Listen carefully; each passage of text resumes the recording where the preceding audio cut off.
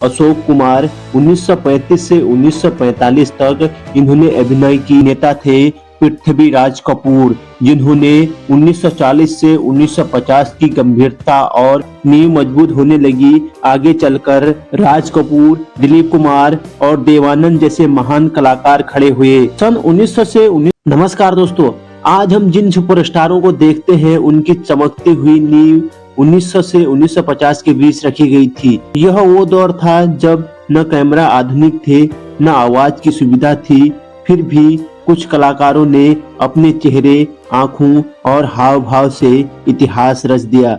आइए जानते हैं भारतीय सिनेमा के उन पहले अभिनेताओं के बारे में जिन्होंने इस कला को जन्म दिया। भारतीय सिनेमा का जन्म 1900 से 1913 के बीच हुआ था, जब दादा साहेब फाल्के लेके आए थे राजा हरिश्चंद्र जैसी मूवी। भारतीय सिनेमा की शुरुआत 1913 में राजा हरिश्चंद्र से हुई थी। दादा साहेब फाल्के सिर्फ एक निर्देशक नहीं थे, बल्कि लेखक, कैमरामैन, एडिटर और कई दृश्यों में कलाकार भी थे।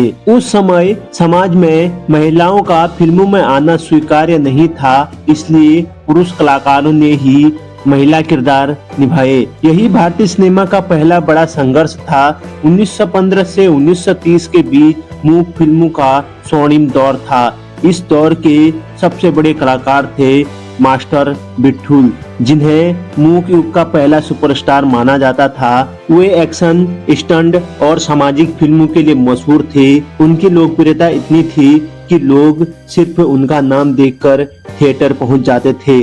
उनकी फिल्मों ने यह साबित कर दिया कि अभिनेता ही फिल्म की आत्मा होती है। इस दौर के तीसरे बड़े अभिनेता थे के.एल. सहगल। सन 1931 बोलती फिल्मों की क्रांति। 1931 में आई फिल्म आलम आरा भारतीय सिनेमा की पहली बोलती फिल्म, जिसके बाद उभरे के.एल. सहगल, जिन्होंने अभिनय के साथ साथ गायन को भी नई पहचान दी। उनकी आवाज में ऐसा दर्द था जो सीधे दिल तक पहुंचता था। वे भारत के पहले सिंगल सुपरस्टार कहलाए। इस दौर के चौथे बड़े अभिनेता थे अशोक कुमार। 1935 से 1945 तक इन्होंने अभिनय की नई भाषा दी। अशोक कुमार ने अभिनय की परिभाषा बदल दी। उनसे पहले अभिनय नाटकीय और ऊंचे स्वर में होता था, लेकिन अशोक कुमार ने साधारण, शांत और स्वाभाविक अभिनय पेश किया। अछूत कन्या जैसी फिल्मों ने उन्हें जनता का अभिनेता बना दिया। इसी कारण जिन्हें आधुनिक हिंदी सिनेमा का पहला नेचुरल एक्टर माना जाता है।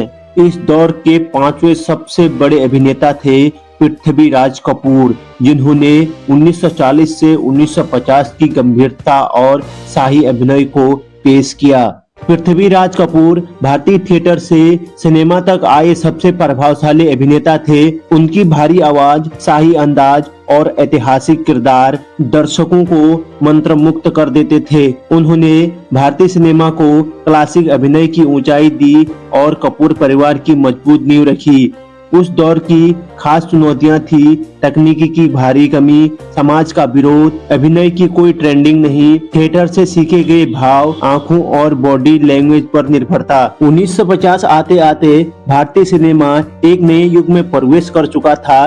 स्टूडियो सिस्टम मजबूत हो गया था, कहानी और किरदारों को महत्व मिलने लगा था, नींव मजबूत होने लगी। आगे चलकर राज कपूर, दिलीप कुमार और देवानंद जैसे महान कलाकार खड़े हुए। सन 1900 से 1950 तक ये अभिनेता सिर्फ कलाकार नहीं थे, बल्कि सिनेमा के वास्तुकार थे। अगर इन्होंने बिना संसाधनों के यह नींव न रखी होती तो आज बॉलीवुड शायद सिर्फ एक सपना होता। हाँ दोस्तों, अगर आपको ऐसे ही बॉलीवुड के ओल्ड सिनेमा के फैक्ट पसंद हैं तो फैक्ट हिंदी सिनेमा चैनल को जरूर सब्सक्राइब करें। आपके मन में जो भी सवाल है कमेंट बॉक्स में जरूर बताएं। मिलता हूँ अगली वीडियो में। Take care, bye bye.